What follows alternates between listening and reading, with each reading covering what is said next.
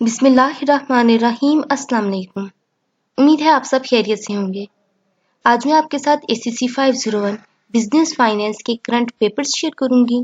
अब आप इन क्वेश्चंस को देखें। ये स्टूडेंट्स ने मेरे साथ अपने 2-3 स्टूडेंट्स हैं और उन्होंने पेपर शेयर किया जो आज मैं आपके साथ शेयर करूंगी। इन क्वेश्चंस को देखें और जो मैंने इंपॉर्टेंट क्वेश्चंस की वीडियो बनाई थी उनको देखें। फिर बताइए देखिएगा कि कितने क्वेश्चंस आए हैं मेरी उस वीडियो के बीच में से। लेकिन ये बात भी मैं कहूंगी कि लक पे डिपेंड करता है। किसी स्टूडेंट का तो फुल पेपर मेरी उसी 15 क्वेश्चन की वीडियो में से आया, किसी का हाफ आया तो किसी के जस्ट टच दिया उन्होंने। तो ये आपकी लक पे डिपेंड करता है।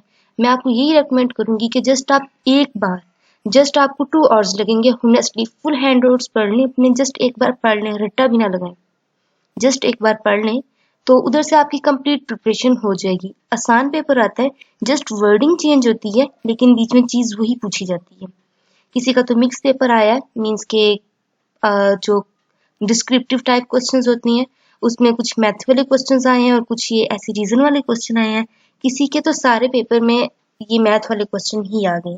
अच्छा, एक बात और कहना चाहूंगी कि जो मैं जब फाइल बना रही थी ना आज, तो ये मैंने वर्ड पैड के बीच में बनाई थी क्योंकि आपको पता है एमएस में थोड़ा सा इश्यू आ रहा है, तो ये ऑटोमेटिकली इसमें एमएस वर्ड में सेव हो गई थी क्योंकि मेरा लैपटॉप बंद होने वाला था।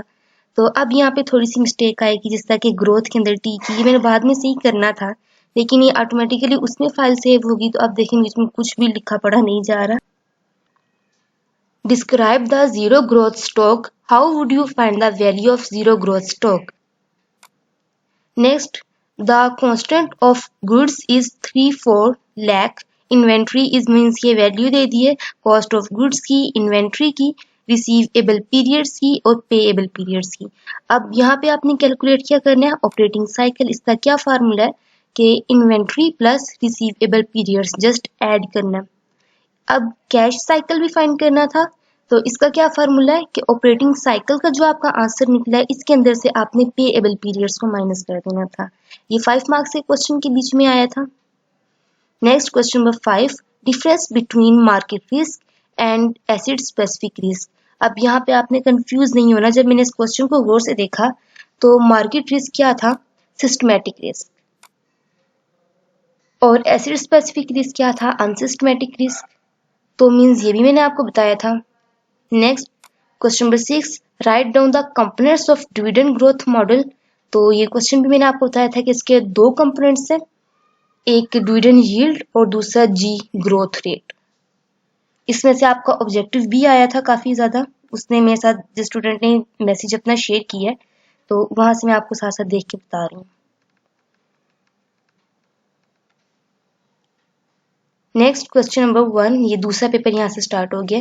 Describe 3 motives about holding cash a company. तो ये भी मैंने आपके साथ शेयर किए थे।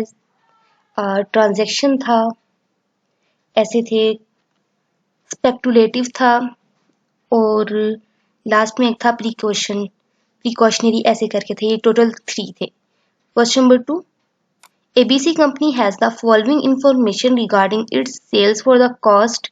तो पार्टिकुलर इसमें एक कॉलम बना हुआ था, पार्टिकुलर, मंथ 1, मंथ 2, मंथ 3, ये सेल्स RS आ गई। और इसमें जस्ट जो आपने फाइंड करना था वो cash collection in month 2 and month 3, ये आपने बताना था। नेक्स्ट क्वेश्चन नंबर 4,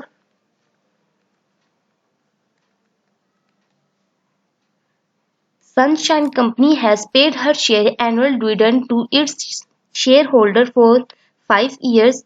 अब ये years आ गए और ये इसकी पर शेयर डिविडेंड आ गए।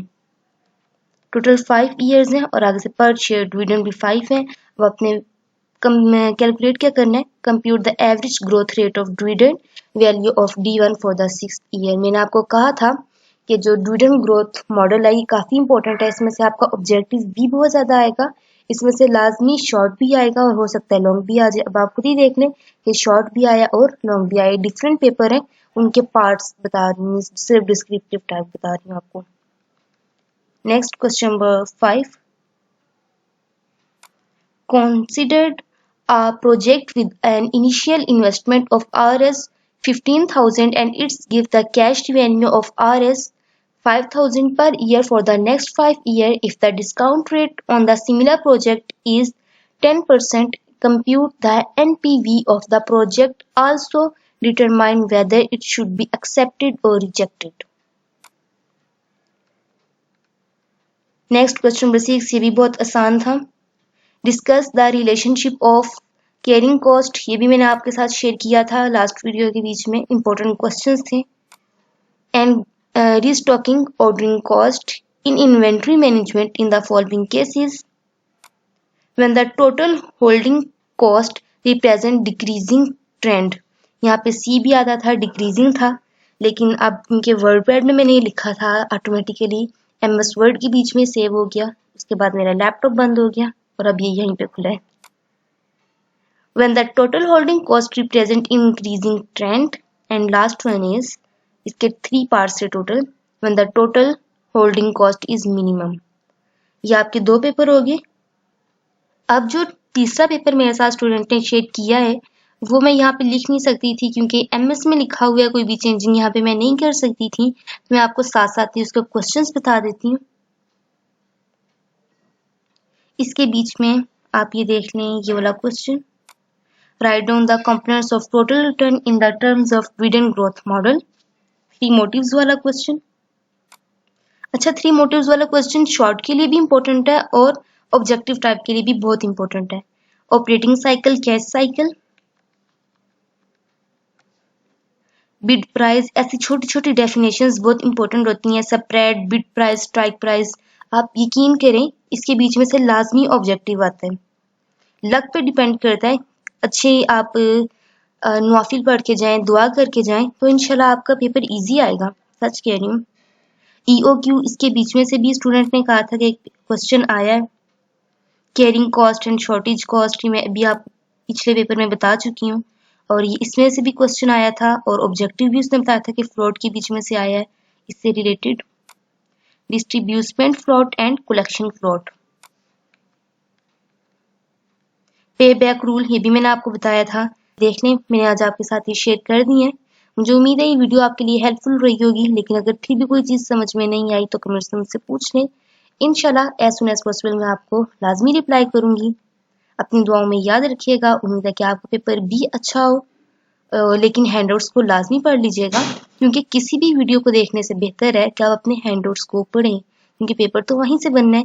किसी भी और वीडियो के बीच में से पेपर नहीं ना बनना. इस वजह से मैं तो आपको यही रेकमेंड करूंगी कि आप अपने हैंडआउट्स को पढ़ें. तो नेक्स्ट वीडियो में मिलते हैं. अल्लाह हाफिज़.